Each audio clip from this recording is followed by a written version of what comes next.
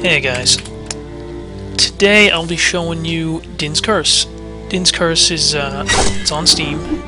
It's if you're a fan of Diablo 1 and Diablo 2. Nobody likes D3, but Diablo 1 and Diablo 2. It's kind of a game that'll remind you of that type of gameplay. It's got a class system and leveling. It's RPG type. So these are classes: Warrior, Rogue, Priest, Wizard, Ranger, Conjurer, Demon Hunter. Warrior is a tank or a two-hander DPS. He's pretty tanky either way you go. He's good class. Rogue is he does have stealth like most rogues, but he's got elemental attacks like AoE Frost Nova and shit. And Priest heals, of course. Wizard, it's got a lot of casting, a lot of AoE stuff. You can summon a fire elemental. Ranger's bow attacks and traps. Conjurer is like a summoner. He's like kind of like the Diablo 2 Necromancer in a way. You can have multiple pets out at the same time. Pretty cool class. Demon Hunter it's like a physical attack, kind of like a warrior, but with more spell attacks like dots and stuff like that. And a very cool, unique feature is a hybrid class. Now each class has 3 skill trees, kind of like WoW has each skill trees. On hybrid, you don't get to choose 2 classes, you get to choose 2 skill trees. So for instance, a warrior has a weapon master, gladiator, and defender skill trees. Weapon master focuses on the weapons, like passive boost to swords, axes, maces, and a whirlwind, stuff like that. Gladiators like buffs, shouts, and defender is like tanks, very heavy armor and stuff. Now the thing is, you get to pick, as a hybrid, you get to pick 2 talent trees. So you get to pick the Weapon Master tree, and then from the Demon Hunter you could pick like the Reaver tree. Actually, my build is exactly that, the Weapon Master and Reaver tree. So Reaver, he gets 2-handed mastery bonus, while the Warrior gets a single weapon bonus. So I picked swords, and then I went Demon Hunter Reaver, and picked a 2-hander. So I'm really, really good with 2-hand swords. And I also get the plate armor from the Demon Hunter Reaver tree that the Warrior Weapon Master tree does not have. He gets it from the Defender tree. I didn't use that though. So I went Weapon Master, got really, really buffed up with my weapons, went Demon Hunter to support that with 2-handers, and I still got to get my plate. The things at the top are passives. Passive skills, they're also something to take into account. For instance, the Demon Hunter, whenever you kill a target, you get mana. With the Warrior, whenever you hit a target, you get mana. So you're constantly receiving mana for hits and kills. So they complement each other really well. And you can do that with anything. Any 2 trees you want, you can always put together. Some don't work as well as others, but hell, if you want to be, I don't know, a wizard and a priest, you can do it. One of my friends is doing that. You can heal, being a priest healer, but she's also got the wizard fire tree, which is really good at AoE damage, so she can also be like an off healer. So it works well. Anyway, let me show you the game. I'm going to log on my Weapon Master Reaver, create a new world. Another thing you get to do before you start your game is you can customize the game to pretty much be as hard or as easy as you'd like. You get to click the starting monster level to see how hard you want them. Put it on like 22. And just like the other Diablo games, every time you complete a difficulty, you unlock the next one that's harder, like Champion, Elite. So this is your character level. I think I'm 21 now, so I'm in between 20 and 22, and they tell you how hard or how easy the game will be, so like, depending on what monster level you select. Champion, Elite are obviously much harder, and Legendary is the top levels. So I'm going to pick Normal, and pick 22, a little harder. Pacing is like how fast new quests pop up. The world is constantly just changing. Constant quests come in and events will happen. And yeah, world size is how many levels, how many floors you want the dungeon to have. And NPC pacing is also how fast like NPCs starve and stuff. Oh, I'll get more into that though. Then you could pick if you want there to be less monsters but more powerful ones, or more monsters that are less powerful. In low stress mode, you reduce the amount of experience you get, but your towns don't get attacked and stuff like that. 100 wave evasion quest is 100 waves that keep attacking your town. So every like 10 minutes, your town will get attacked, and then eventually it starts getting faster. 9 minutes, 8 minutes, 5 minutes. It starts coming faster and faster, and it's hard to defend. Okay, my server's up. Now, this is the starting town. Well, it's a random town. Every time you start, the town will be different. You get a map, and it's a map of there. It's wait, let me create this multiplayer so my friends can join. Now you'll get to see when I create the world, it'll be different. See, different again, different town. So these are the quest givers at the top. The number next to the quest is the floor of the dungeon it corresponds to. So it's best to pick up the lower ones first, so you can get those done. Stamp out infestation. See, there's an infestation in the town in this time. This time I'm playing. That's to step on the little bugs or rodents, wherever they might be. It's an infestation of spiders, so they want you to stomp them out, so they're not infested anymore. I'm just gonna walk around and find them. Now it supports multiplayer up to like 32 players, they said, I believe, and it's pretty. I've played with 5 people, and that's already kind of insane. It's a good amount, but I can never imagine 32 players being organized or not just craziness. But the thing that's cool is even if you're not in a dungeon with your other players, you're still getting experience for it. So you can be on different floors, you can be in town, and they can continue playing, and you know, no one will out-level another player. So you'll still, you know, be able to shop and stuff while not falling behind. 2 left. There's one.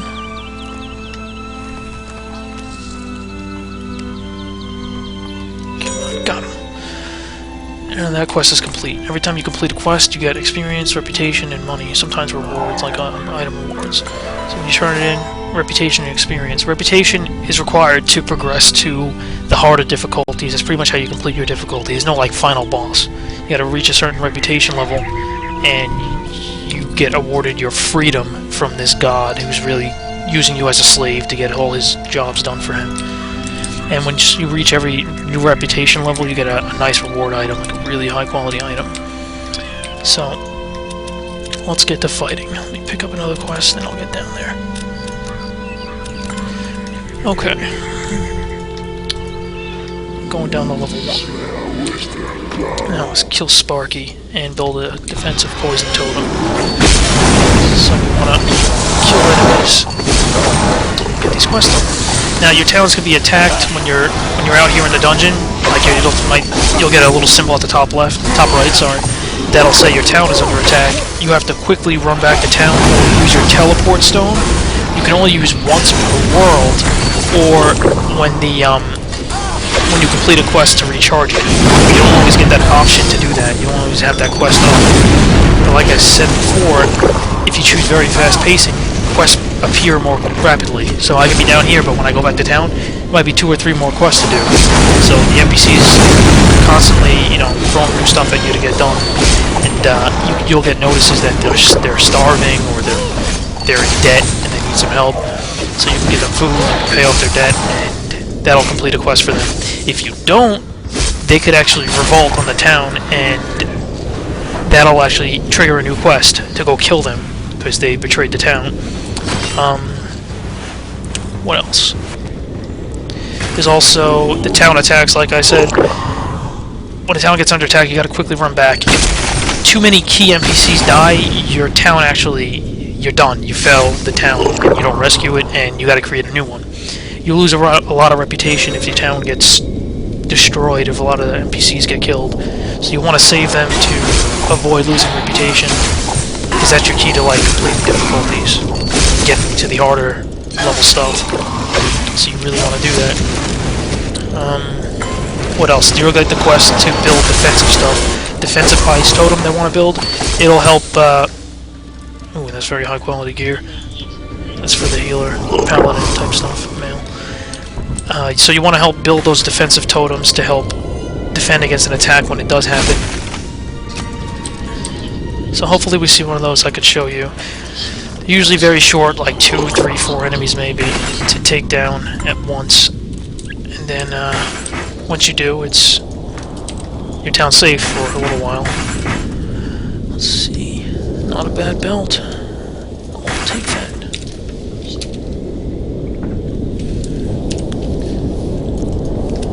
Yeah, you'll find NPCs down here. Oh, I don't have the quest yet. Sometimes you'll find NPCs down there that you gotta save from the enemies before they die, or you'll fail the quest as well. There's a lot of things that could add to failure, unfortunately. But that's what makes it challenging. It's pretty cool. Deliver package to Ray. That's the one I need to get. Can't complete that quest if I don't have the package to deliver him.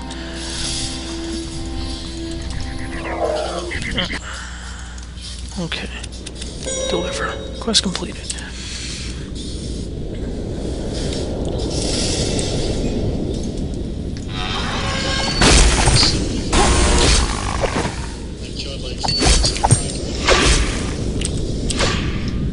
So I'll also be hosting a giveaway for this as well. So feel free to do just like the Ravage giveaway. Just comment in the comment box saying you'd like to enter it. I don't know how many copies I'm giving away yet, because with the Ravage one I said 8, then the developer threw an extra 5, then I bought an extra, couple extra, like 3 extra. So I don't want to give you an exact number, but it'll be quite a few. And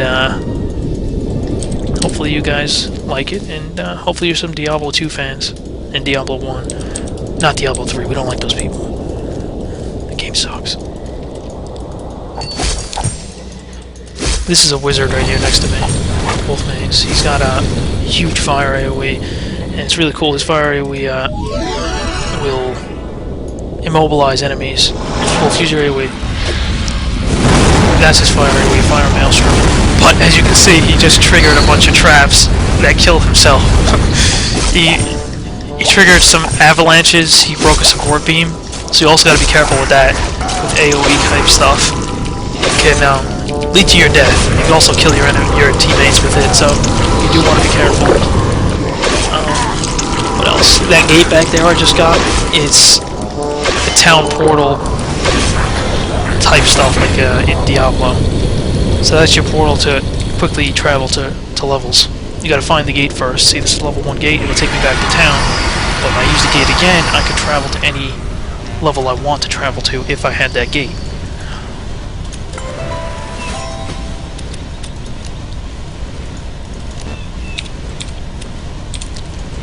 Well, no town attack yet. But in my next video, when I do give the, I do decide who the winners are and give the keys out, I will definitely make sure to do invasion mode so you guys can see the town attack.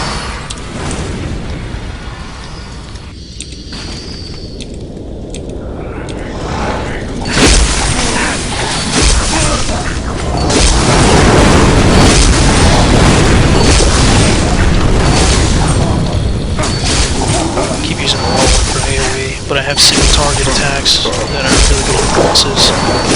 It's perfect strike is called.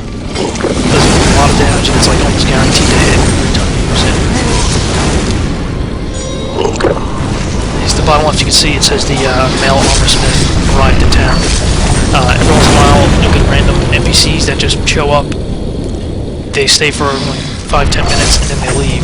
They usually have some decent high quality gear to pick up. This also needs Nekrage. Single target strikes. He stunned me.